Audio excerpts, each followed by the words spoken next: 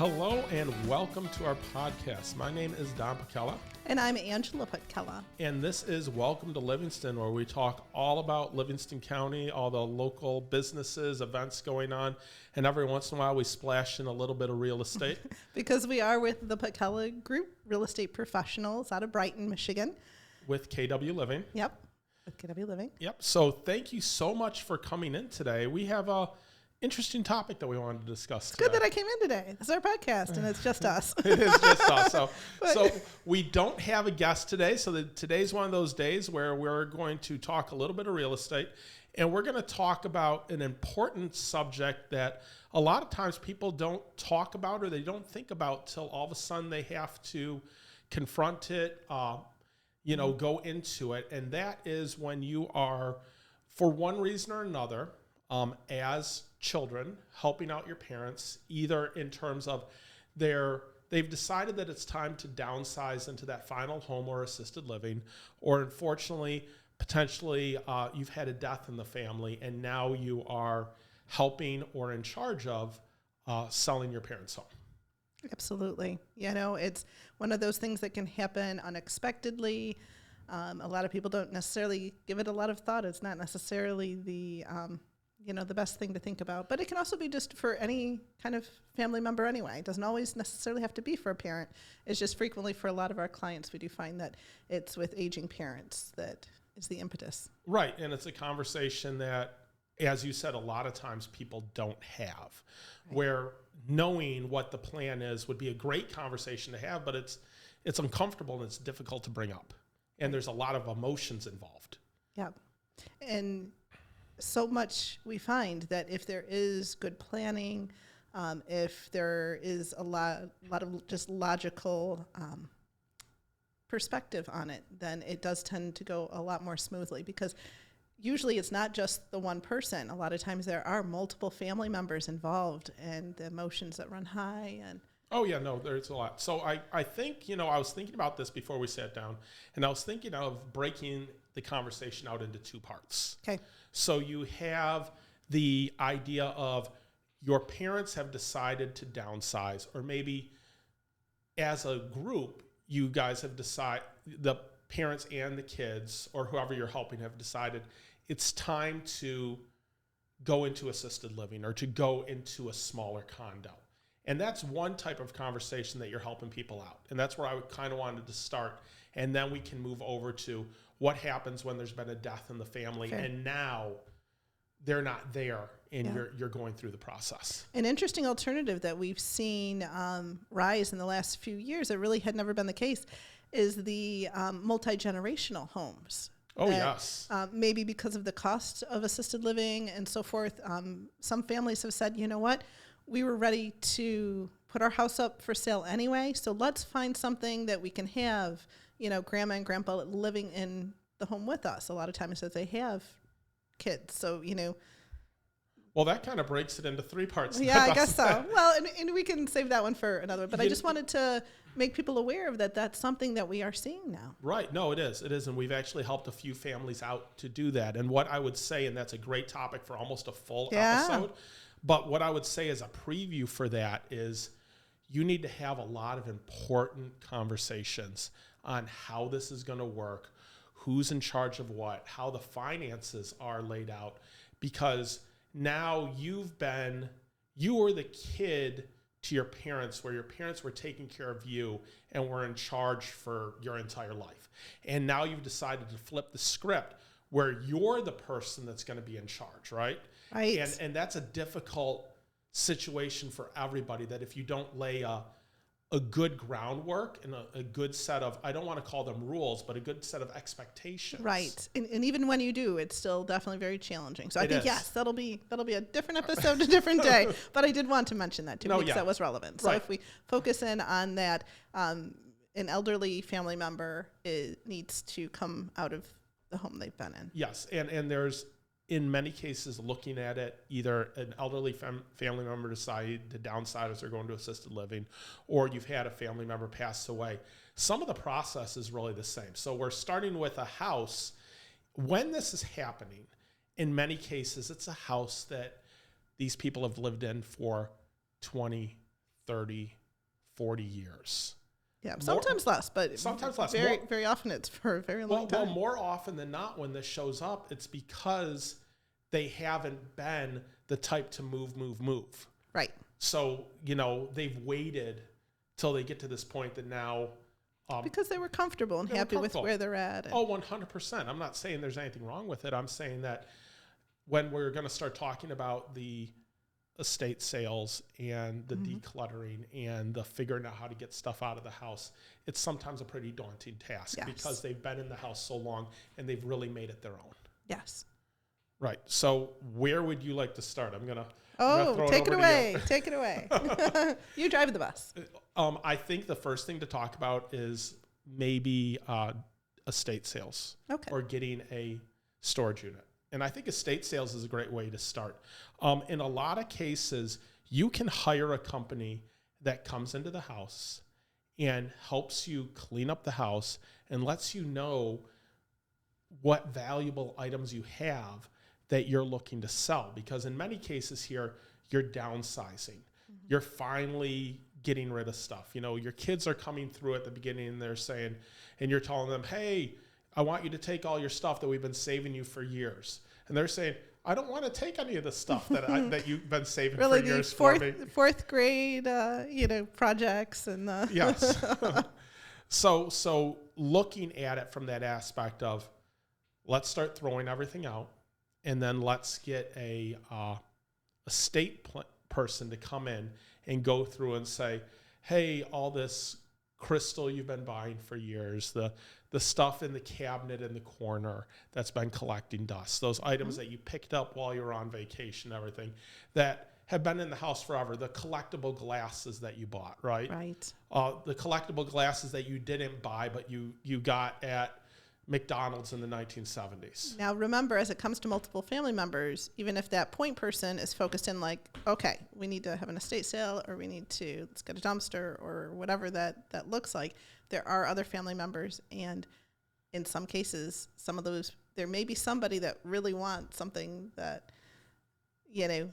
that really was more of a donate type of thing. No, that's a very important thing. Be sensitive to that. You really do need to be sensitive, because you can hurt people's feelings, and in these situations, you can create some friction between family members that everyone, they had the right idea in mind, but they forgot to ask, hey, did you want this? Yes. So, a good piece of advice is have everyone on the same page, be over at the house and say, hey, we're going to be planning to do this.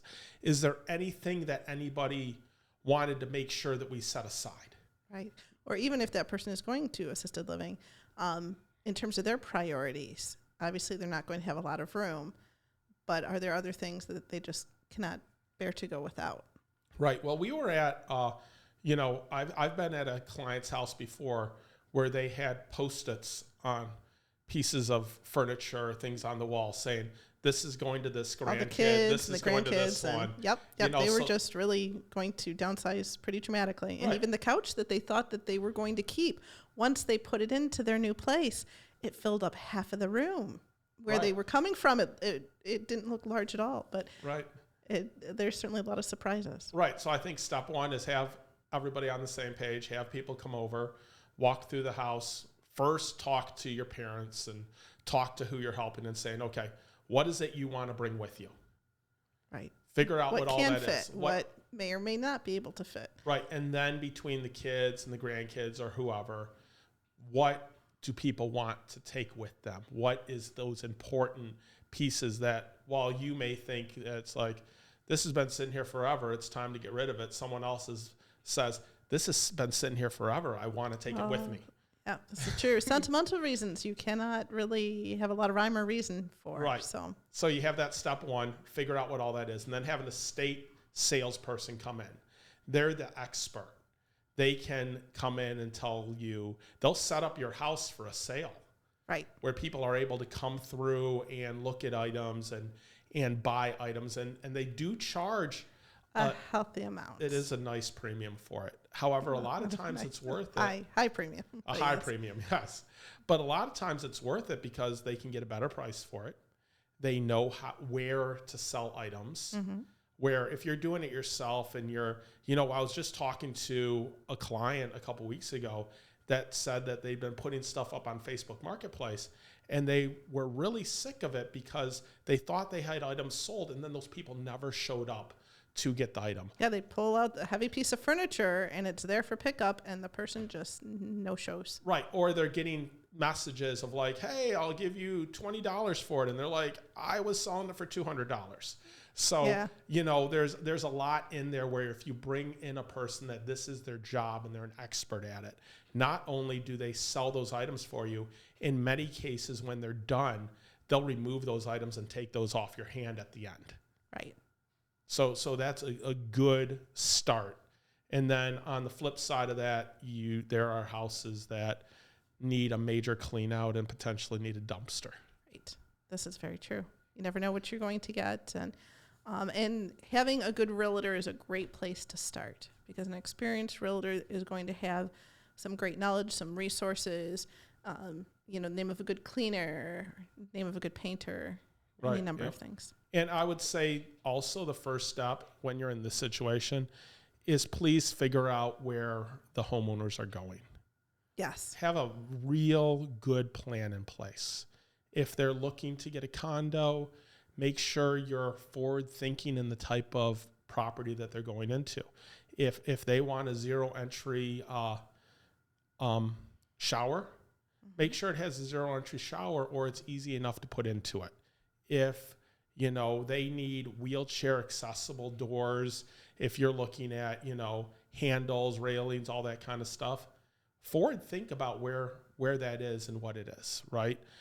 Don't just go into it going, well, they can go up 3 steps today, they're going to be fine, and then in a year they're not able to do that. So when we're working with people, we have conversation of, is this the right place for you right now, and does it have everything you're looking for long term? And the ability to put in a ramp. So those 2 stairs might not be an issue, but if a ramp could be put in, then that's half of the battle. It is half the battle. And if you're looking at going into some kind of assisted living, just make sure you take a good tour, you ask all the right questions, you do a lot of math on what the costs are because those can stack up pretty fast. Right.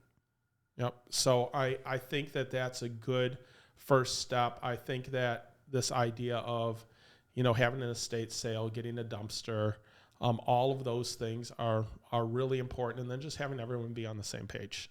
Right. Yep. Well, I think that really makes a difference. Okay. Because downsizing isn't unusual. We had clients that had a friend who had the laundry in the basement. Yes. But unfortunately, that individual passed away because as they were trying to maneuver the laundry in the basement and fell down the stairs. Well, we had another one that they hit their head going downstairs for the laundry and they were okay, but they ended up getting stitches. Right. That's the one I thought you were talking about. No. Yes. But certainly where the laundry is such an important thing. Oh, no, it's very important to think about those small details, right? Yeah.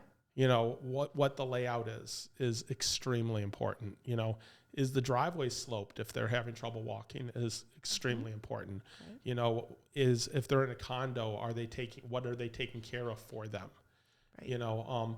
If it's on a well, is the water softener in the basement and who's going to bring the salt down? Yeah, that becomes an issue. That becomes an issue as well. So there's a lot of small things that go into it, and having a good real estate agent, but also having trusted family members that you can have that conversation with and say, these are the things I'm looking for. And if you're a person that's, hey, I'm just thinking about downsizing and I'm going into what I think is going to be my final home for the next 20 years, but I'm perfectly healthy right now. I'm able to do a lot of things and such, but thinking about those items now, so that really your kids don't have to worry about it later, that you're able to really be proactive and say, hey, I'm setting up something for myself that's going to work for where I'm at today, and it's going to work for where I'm going to be tomorrow. Right. That you have more influence at that point. Well, you have the ability. Yeah. And you can get something that you can really enjoy. Yeah, exactly. Right? Because it's about the standard of living. It is. Right. And living your best life, no matter what the age or stage. Yep. So I wanted to go to the flip side, the second part of that conversation. Yes. So the second part of that conversation is something that as agents we've helped a number of people out with. Mm-hmm. It can be a very emotional situation. Absolutely. Well, you're dealing with grief and the loss of that individual. Right. And then in some respects, it's the loss of that house, that home, where all those memories happened, especially in these cases where people have lived for 20, 30, 40 years, and the memories are right there. Right. So as an agent, what advice or what things are you looking for to be able to help through the process at the beginning when you are helping clients sell a house where their one or both parents have passed away? I would say in terms of doing things in the timeline that works best for you, that if it takes longer because you're not ready, that's okay. Oh, I think that's 100%. Yeah. I think that the job is to be there to help walk through the process, because sometimes there are a lot of twists and turns. Yeah. We had a client that the condo sat for years and years and years empty just because she wasn't ready. That's exactly right. Yeah. Mm-hmm. Yeah. They didn't even rent it out. It was just, Right. it was just sitting empty. there empty. And when they were finally ready, it's like, okay, we're ready. It's time. Yep. And a lot of times it's that emotion of, there's some people that are like, we want to do things right away. There's some people that are like, it's going to take time. And sometimes they're part of the same family. And that's true. Where things get challenging. Right. So I would say that one of the things to think about is, again, being able to be proactive when it's not. Before it comes to that? Before it comes to that. So I would say the number one thing is, please, everybody, I think everyone needs a trust. Yeah. I think regardless of if you're in your 40s or you're in your 80s, you should have a trust. The trust does so many good things. It sets out a plan for what you want to happen as you get older, what you want to happen after you pass away.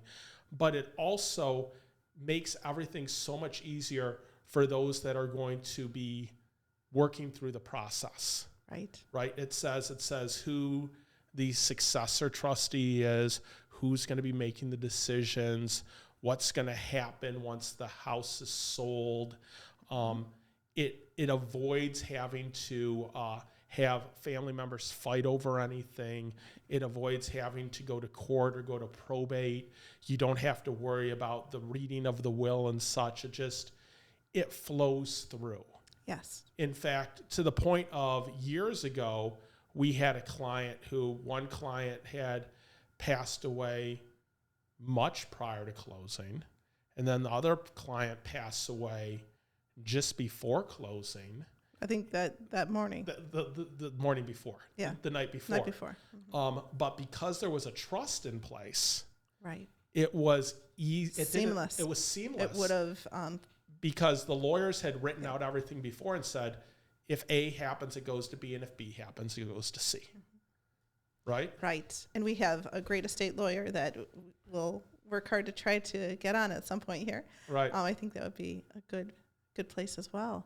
But in terms of getting that set up, that is something that really is important. And it keeps everything on track to make sure things go smoothly, because there can certainly be issues from the title side of things. And I would like to make a point for those that do have a trust and they're there patting, you're over there patting yourself on your back. That is awesome. Just make sure that A, where the original trust is, whether it's in the house or a safety deposit box or whatever, know where it is, A, and B, don't let anything, in terms of don't write on it, don't have any coffee stains. It really needs to be pristine.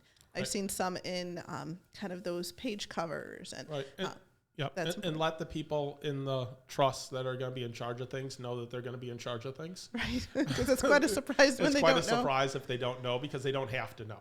But and the other thing is outside of real estate, the trust does so many great things, in terms of what's going to happen with your kids if something unfortunate happens to you? What's going to happen if you become incapacitated and you're in the hospital? Who gets to make decisions for you?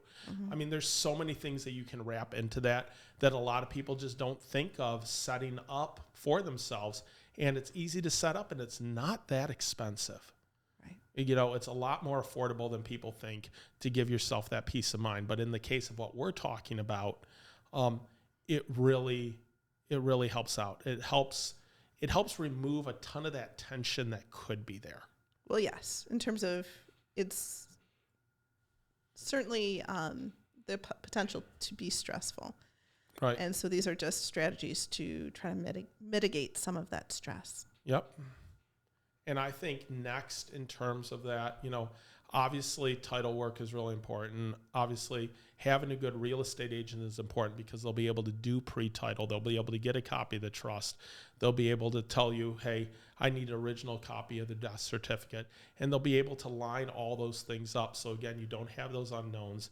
It's a seamless process where you're able to take your time within it to go at your own pace, because now you're going through and you're emptying out an entire house.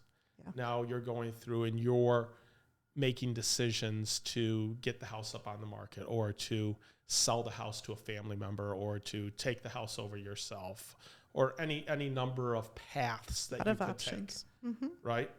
And know that the good news is with this market, it's not the type of market that you have to make all kinds of improvements in order to sell the home. In a lot of cases, we're able to give clients a price of, you know, as it is right now, this is the value that we would expect it to sell at. If you do the minimal amount of improvements, even potentially replace some flooring or paint, or, you know, replace some knobs, something like that, then it would elicit this kind of price instead.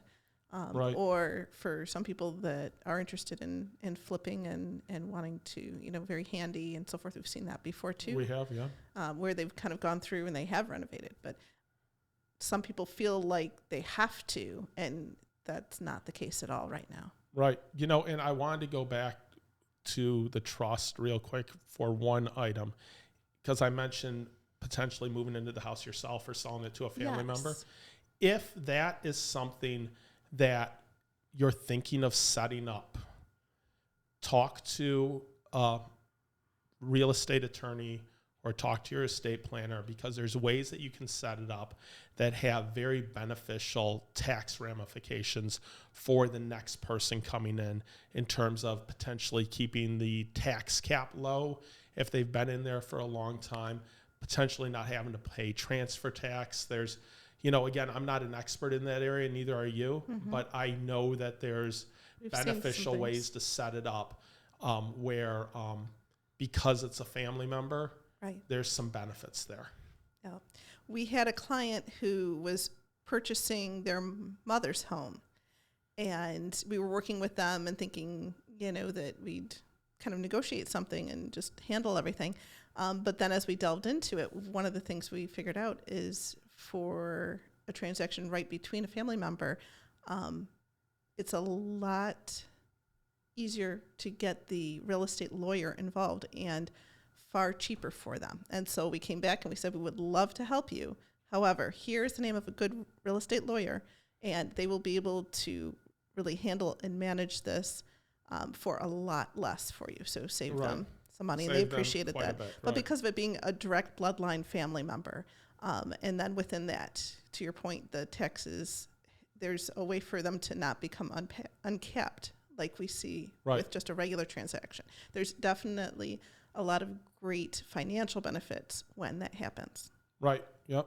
And then you're looking at inheritance tax and other things and such that, again, that's why you're hiring that person as an expert to talk you through that process. Right. To make sure that you're, you know, dotting all your I's, crossing all your T's, but looking at what choices are in front of me and what's the best choice for my parents today and what's the best choice for them in the future and everyone else involved in the future. Because obviously it's a different conversation for an only child versus, you know, you have 2, 3, 4 siblings. Absolutely. You know, because we've had the situation before where we're helping to sell a house where the parents had passed away, and I have 4 or 5 people that have to sign off.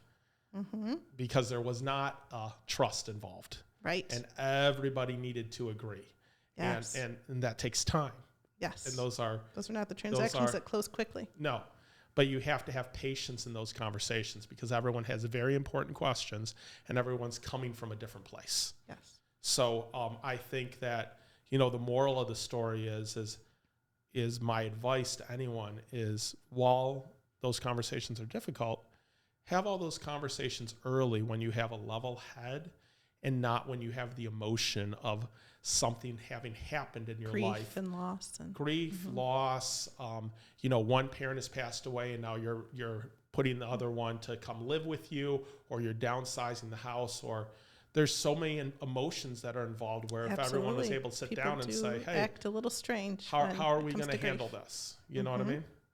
So I think, I jumped around a lot. Yeah, there's something that I wanted to fit in there, and now I can't remember what it was. So it would be great if you could remember. Yeah, hopefully it'll come back to me there. Right.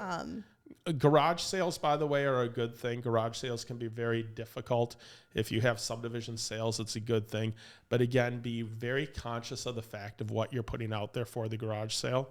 And that's why sometimes an estate person is good to come in, because you don't know the value of the things you have, especially when you're coming into a house where you're going through your parents' house and you don't even know where they got the items. So they could have something. There was a TV show with those, right? Well, Antique Roadshow. That's what I was thinking. They walk up the driveway and they're buying the teapot that was worth thousands of dollars that was being sold for $1.50. How many people on that show said, I bought this at a garage sale and then it's worth so much? So yeah. I don't know if I believe all those stories, but I do know that my advice is if you're going to be doing that, have someone walk through the house or set those items aside that you think could in some avenue be worth something. In this day and age, we have the internet. You can certainly look things up. I mean, your childhood toys can be worth a lot more than what you think they were.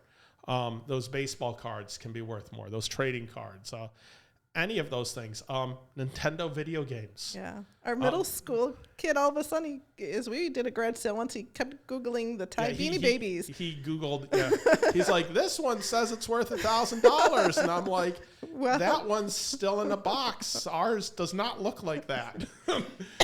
So, or it's pretty beat up or whatever. Right. But so I remembered what I wanted to mention is that as it comes to real estate, one of the things we've learned over the years is that each and every situation is so different, just like each person is different. And so whatever those circumstances are in that moment, certainly there are a lot of other great realtors out there as well, but we certainly work hard for our clients just to try to help them tailor the situation to whatever it is that they need or what information or how we can help them get through. Right. No, yeah, we understand that it's a very delicate situation. Mm-hmm. We understand that like you said, every situation is unique, right? Yes. And a lot of times we don't know what emotions are there, and sometimes we don't know what they're not telling us. Mm-hmm. But we're working with what we have in front of us, and we're being very sensitive to the fact that this is a difficult time. It is. Even if you have, we've had clients who are downsizing out of a house that they raised their kids in. Yeah. And that's a difficult situation where they know that they need to do it, but maybe they're emotionally not ready to do it yet. Right. Or they're doing it when they have to and not because they want to. Right. And that's hard too. Yeah. And you want to do it on your terms. Yeah. And that's what we're here for. We're here to have that conversation. We've had people sit down and talk to us, and after talking to us for a while, have come to the realization because of the conversation, well, maybe now's not the right time. Right. Right. Or other times where it was a difficult situation and we were helping them to see kind of the sunny side of that, while they wish they weren't in that position, they at least could leave with X number of dollars to leverage into the next chapter of what comes next. Well, because you said, quality of life, right? Right. That while the memories are in the house you're in, maybe the quality of life you're going to have at the next house is a lot better. And what I will say to anybody out there, and I know that homes hold a ton of memories, but I've talked to a lot of our clients, you bring your stuff with you. Yes. And those memories come with you. And when you realize that you're bringing the pictures, the furniture, those items into the new house, those plates, your china and all that other stuff, those memories are still with you, that it's not just the house. Right. The empty house, interestingly, just looks more like an empty house. Right. It doesn't necessarily have that power over a person unless you allow it to. Right. As we left our house, I went through every bedroom, or not bedroom, but every room in the house and went through all the memories in my head. And it was really powerful. It was. But it was, at the end of the day, just an empty house and for another young couple to get started with their life. And that made me happy too. Exactly. That it was going, that my home was going to a good home. Yes. Yeah. You want to do everything you can for your house, Yeah. So anything else? I think I hit on everything I wanted to talk about today. Yeah. Do you have anything you wanted to add? I think that, there's just so much to it. And we touched on a lot of great people that we can kind of have in to talk more about the trust and to talk more about stuff removal and strategies there. Title as well. And title, yes. I think we are going to have a good title episode coming up in a couple weeks here. So stay tuned for that as well. But these are all really important and helpful things. Yep. So I guess I will leave it then on, if you're in a situation, anything like any of these, make sure you have a trusted professional that you're talking to. Make sure that your realtor understands what goals you have in mind and are able to walk you through the process. Same thing with your attorney, with your person that sets up the estate. Have those long conversations, have those important conversations. I don't think of them as tough conversations. I think of them as important conversations where decisions are being made that are good, proactive decisions. Definitely. Just educate yourself. Educate yourself. Yep. So thank you so much for listening today, everyone thanks out for there. Joining us. Check out our podcast on Spotify, Apple Podcasts. Please go to our website, welcometolivingston.com. You can check us out there for real estate. Connect with us. You can check out all of our previous podcast episodes there. And thank you so much for listening today. Right. And welcome to Livingston.